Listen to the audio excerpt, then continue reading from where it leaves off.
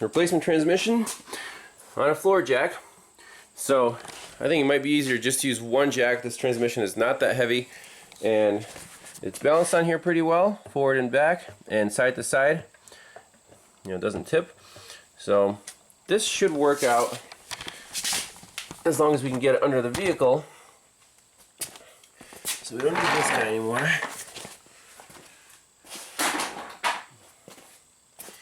Now if we lower it slowly, make sure it doesn't tip. So that should be able to get under the vehicle here. Oh yeah, look at that.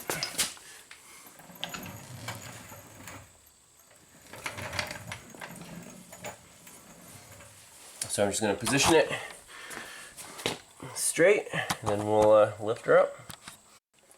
Alright, here we go. Nice and easy.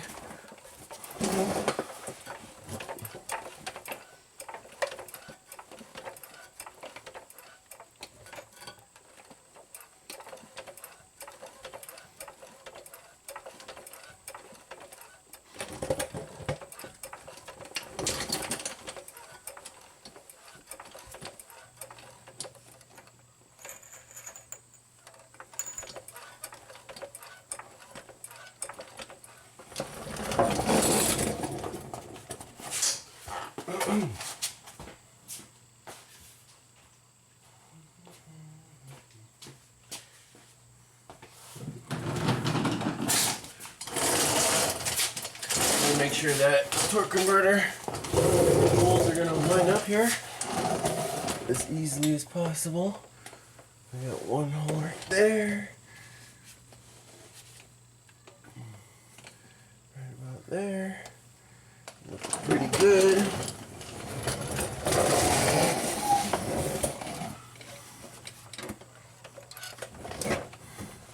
Get this bit out of our cable out of the way. Sometimes I like to leave plugs and cables in place so they prevent dirt entry into various places, but let's see.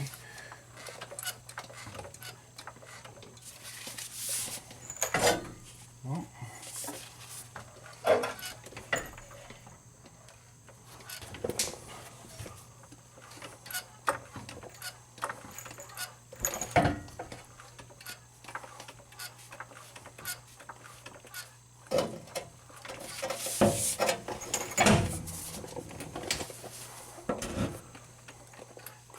Getting there.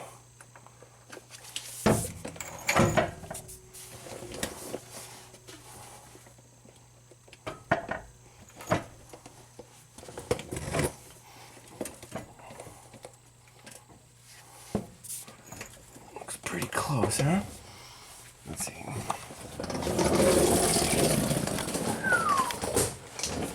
It's fun rolling around on the creeper, right?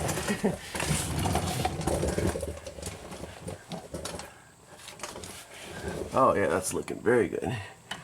That's mating up right there. I'll take a mirror and see if the torque converter lined up, but we're basically in place. See, the gap up there is a little bit bigger. Well, actually that's the starter. Yeah. Wow, not bad at all. I'm actually really pleased. These bolts are just easily threading in by hand. So I guess it got on its happy spot on the dowels there. So we'll just, you know, thread these in lightly, wiggle the transmission a little bit, make sure it's fully seated, and should be good to go. And these guys we'll just get from down here. That's sweet.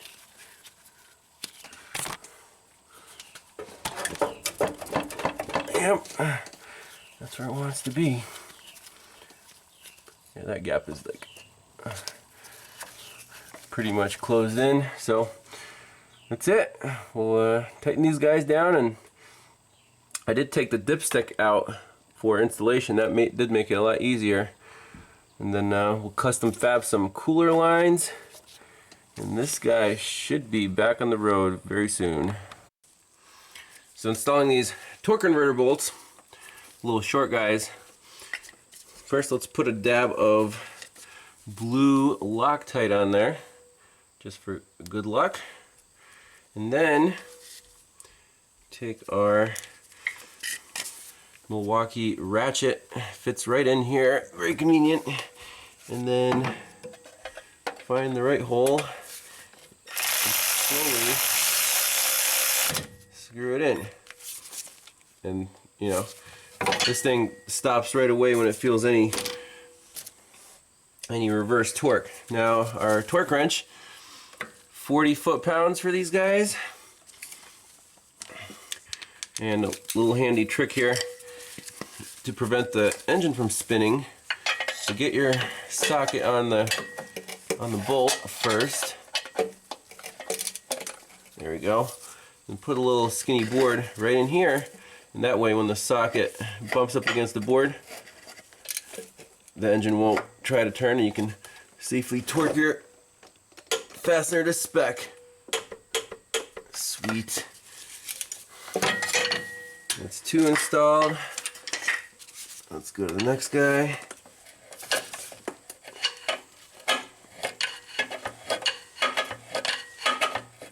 There's probably an easier way of turning the engine, but this is the most convenient from where I'm laying. Just looking for the next. There goes that guy.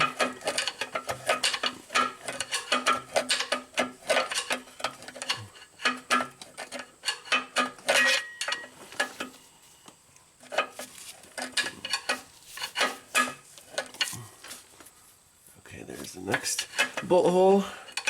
So rinse and repeat. There's your next guy.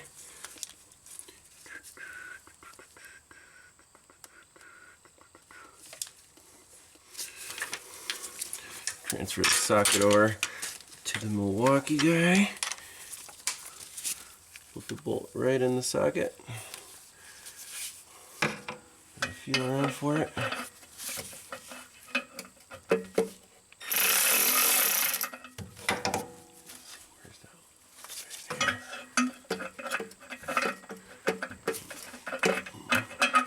There we go. Sweet.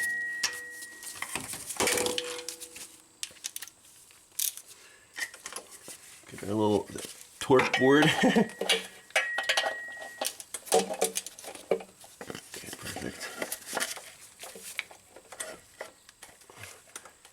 I really like this method. It works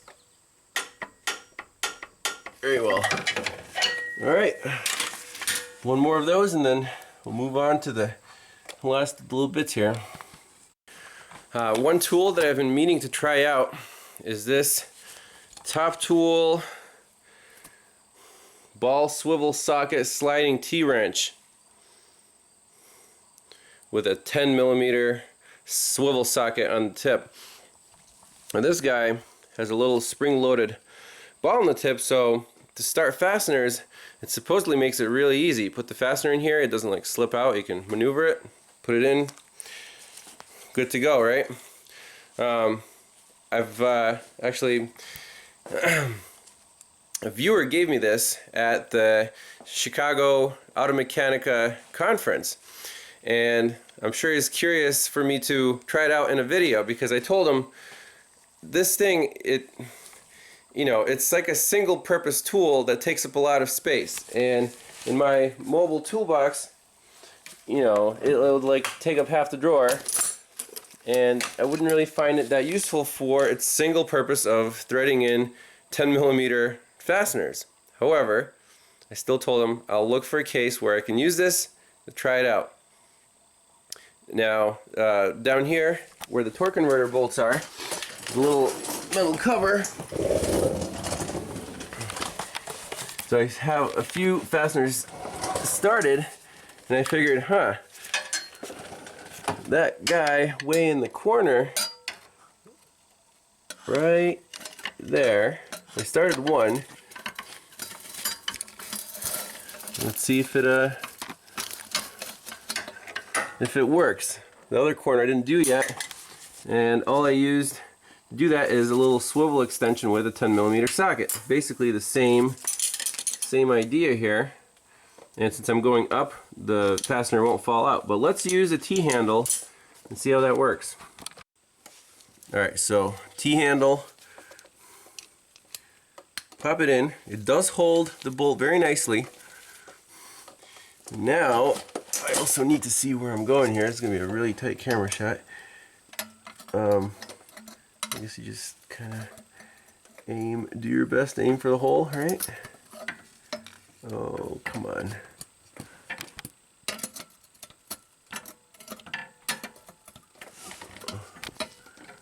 Sorry I'm in your way, guys. I also have to see where I'm going here.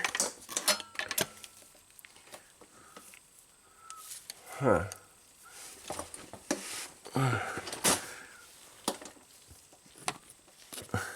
They don't give you much room here. Okay, there's the hole. Let's see if they'll start threading it in. Now with this big honking thing, I don't really have a good feel of, you know, how far this fastener is going, as opposed to just a little extension. But it's working for sure. I'm gonna take it off. Good.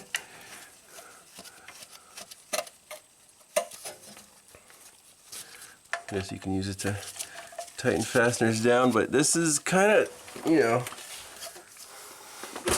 like I said, a single purpose tool.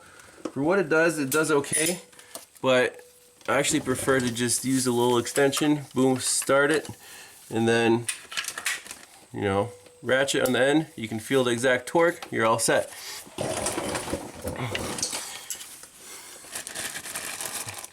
The quality of the tool seems really nice. Can't knock it for that.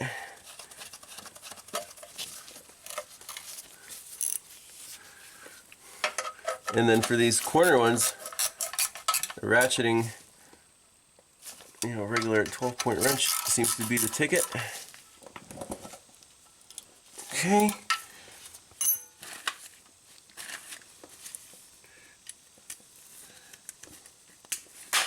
So let's say I want to tighten these guys up. How easy it is. I mean, that's pretty good. It found the fastener right away.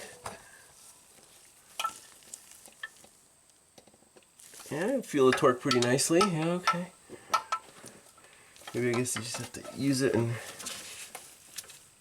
Oh, see that? Did that slip off? Can't really tell. Let's try it with the swivel. Nope.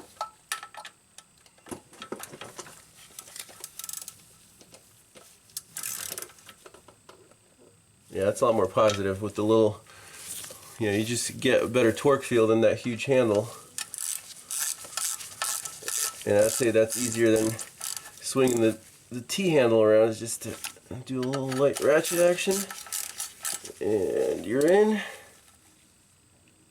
Done. So, there you go, Dennis. I used the 10mm T-handle, and it's probably going back in the dust collecting drawer. But hey, thanks for the tool. Moving right along, almost lunchtime. I'm ready for some borscht. Yesterday I picked a beet that was like this big from our garden. It's filled up like half the pot. I'm really looking forward to that. But with the MPV, you know, I didn't really turn the camera on for all this boring stuff. Anyways, wires are all connected. Speedometer cable is connected. Drive shaft's in place. Everything went together very smoothly. Here, all the bell housing bolts are torqued. The cross member is bolted on. So we're in the final stages here. The exhaust pipe is also all bolted up. I put new nuts on the main studs there because they were mismatched, and that is solid.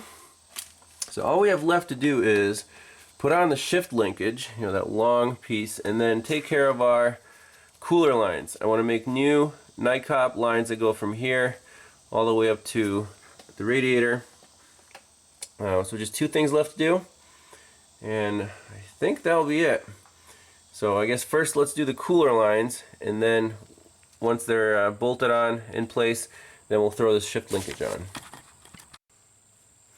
So for these cooler lines, I'm simply going to take some 5/16 Nycop Easy Bend line here and kind of approximately follow the shape.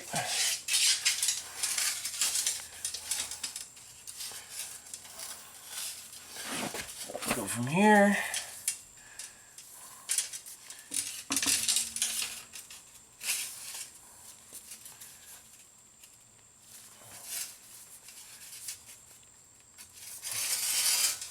Kind of like so.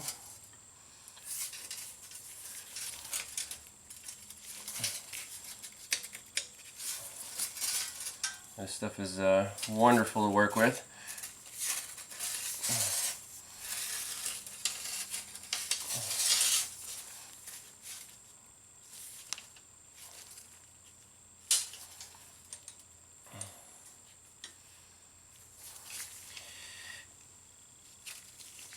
Make sure, careful, don't make the bends too sharp, because this will kink. The thicker the line, the easier it is to kink it. Oh, that doesn't look very good, does it? I mean, this is very approximate. See, that's what happens. You get a little thin spot. Let's see.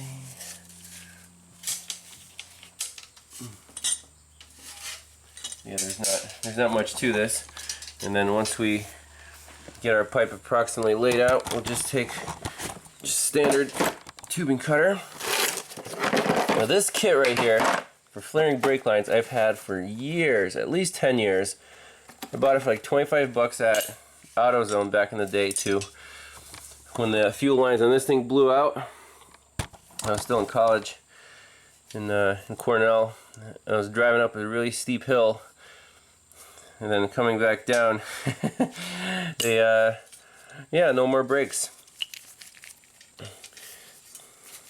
The rear lines blew out, and then I got this kit, did it myself, and I was really impressed that you can make your own brake lines and have brakes and not take it to the shop. That really kind of motivated me to learn more of this DIY stuff.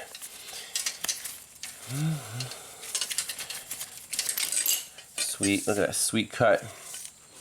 There's one line, and we'll flare it like we did before, just to get the hose on there. We'll clamp it, no big deal, it should work out just fine.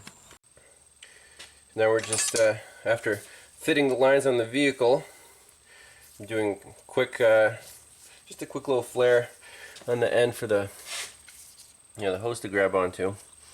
And what we need is this guy here, 5/16 line. Yeah, if you've never flared brake lines before, it's actually pretty fun. So you stick your the line about the width of this little die, clamp it down, and this Nycop stuff, that it just flares so easily.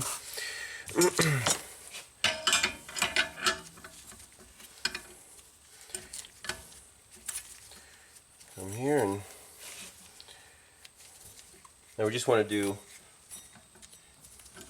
a light flare, not all the way down. You can see right about there. You can see the die didn't even get close to our holder.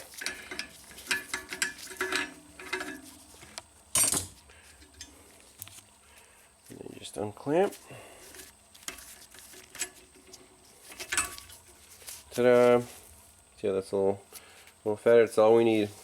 Low pressure hose, barb, whatever you want to call it. So we're going to finish this up, mount these on the vehicle, Getting excited. Take it for a spin soon. Alright, we're basically done. I'll show you what the cooler lines turned out like. I think they look pretty damn nice. So we have the hoses bypassing, you know, the top of the transmission, and then fresh NICOP lines going all the way to the front. Right to there. Nice junction, a little zip tie holding them together. Very sturdy, not going anywhere. Happy with that. Got the shift linkage back on. And I think we're pretty much done under here. All we have left to do is connect the battery and start her up. So let's connect the battery.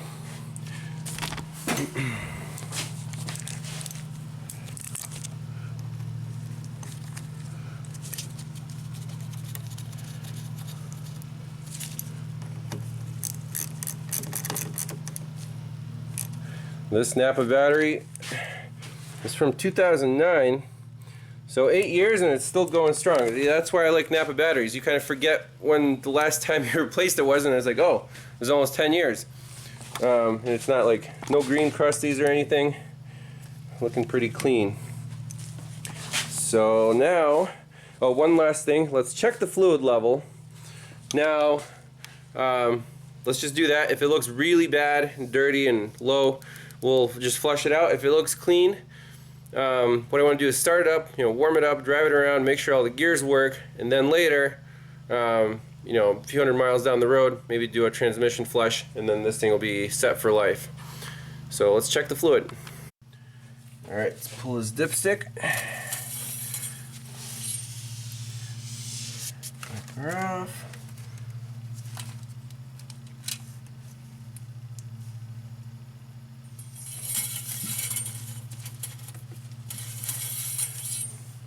And we are above the L mark. We're about a quarter way. And you guys are gonna say, oh, you gotta check when the vehicle's running, blah blah blah blah blah. I know. This is just a preliminary check. Don't worry. Let's look at the factory manual and see what the proper way is to check this transmission fluid, so there are no arguments about that. Now look at this, vintage. An intense commitment to your total satisfaction. They don't make them like this anymore, guys. The Mazda way. Look at that. It's almost like a hardcover. So let's look up transmission fluid. Or it would be under, I guess, capacities or maintenance. Maintenance requirements, manual transmission. Oh, it would be under automatic transmission. Of course. Fluid level and operation right there. 621.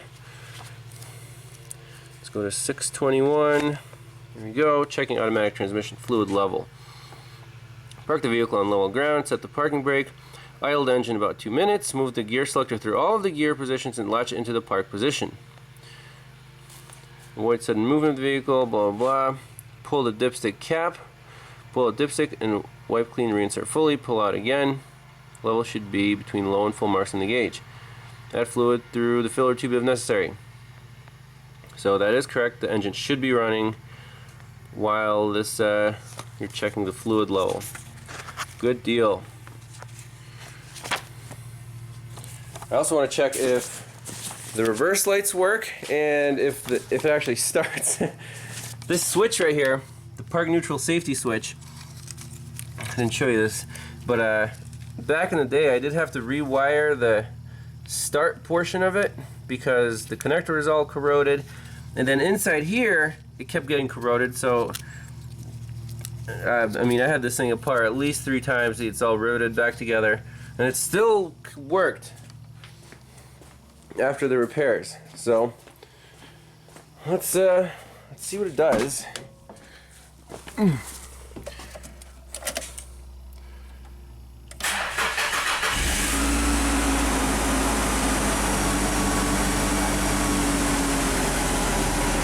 set the parking brake.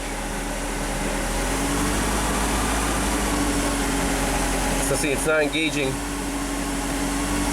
into gear yet.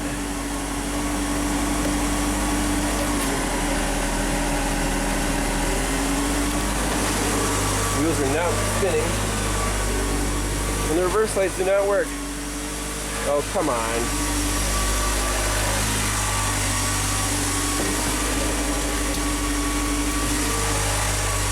Nothing. So, not exactly perfect yet. Let's check the fluid, fill it up, and hopefully this thing starts working, because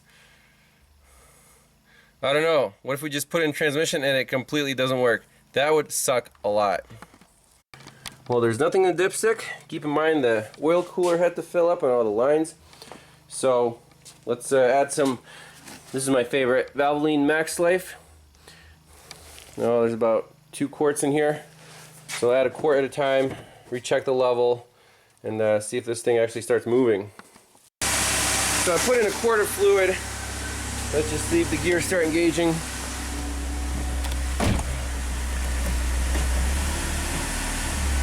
Alright, something's happening. There it goes. A little delayed, but there is some action there, which is good. Wondering why the reverse lights are not working. Definitely not working. Might be a little fine adjustment in the switch. Let's double check the fluid level again. Well, the stick is still dry to the tip there, so add another quart and keep cycling it through. Alright, so the fluid level is good. The park neutral safety switch is not 100% because we put in neutral, no crank. And also the reverse lights, well, they're starting to work a little bit, but not, again, very intermittent. So I might have to take this switch apart, redo it, you know, lube it up, whatever. But let's start it up and see if we can go through all the gears.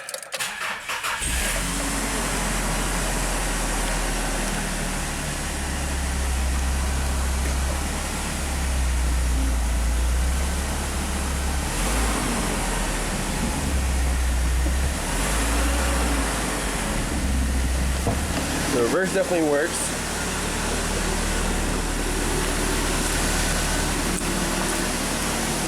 There you go. Man, that wheel looks a little wobbly, huh?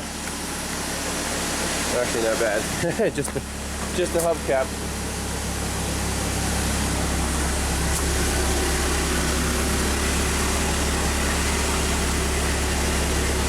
All right.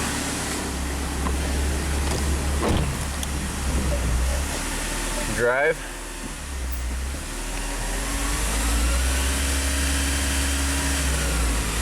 Second, third. The overdrive off. Fourth. And lock up.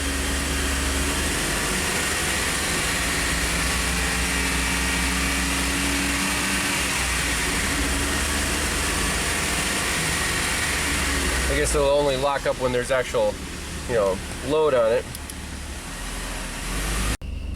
Alright, it's kind of breaking in here. For a little drive. Quite a bit of slip.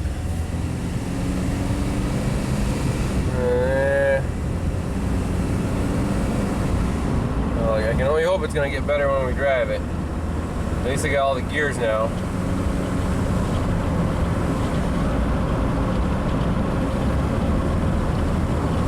Kind of smells bad too.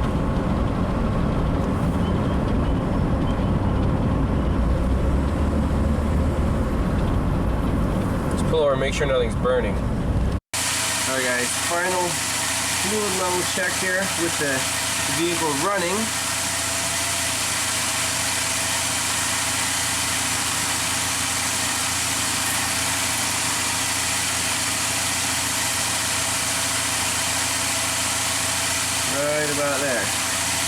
right on the F. Perfect.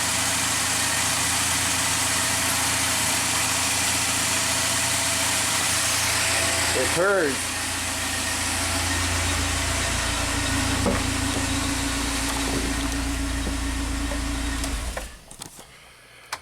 Whew. Wow. All right. Good news. MPV is back on track. The one thing I learned here about checking the fluid level is do it like the instructions say. Vehicle running, in park, you know, idling. I've never really given that much thought. I mean, I was like, well, the vehicle's off and it's warmed up and you put the dipstick in. If it's on the dipstick in the hot, you know, range, it should be fine. Not so. You know, the initial test drive, I filled it up to full with the vehicle off, and it was kind of like slipping a little bit. Didn't really have that get up and go, I mean, as much as this van can have.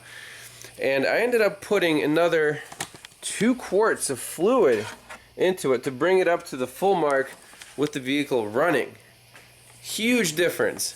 I mean, right now it drives like new, or like it used to, with you know, 100,000 miles ago with the original transmission.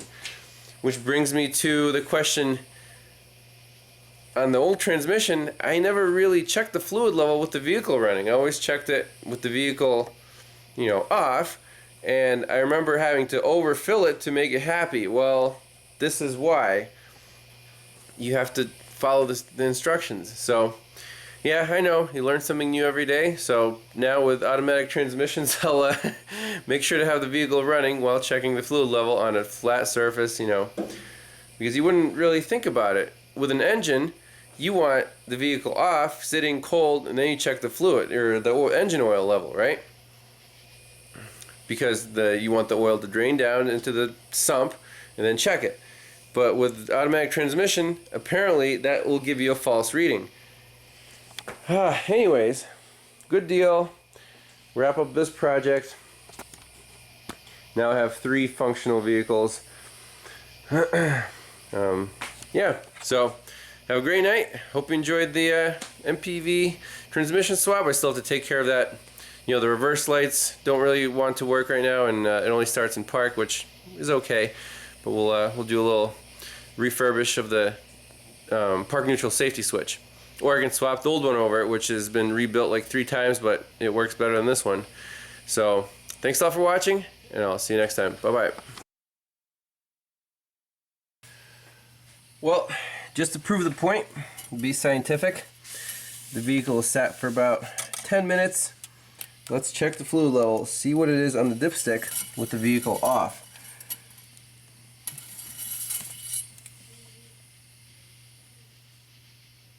It is right here.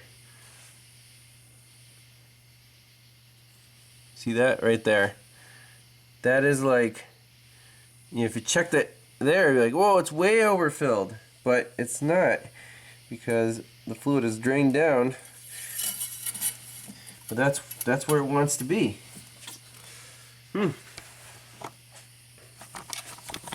So, there you have it. Check your automatic transmission fluid with the vehicle running.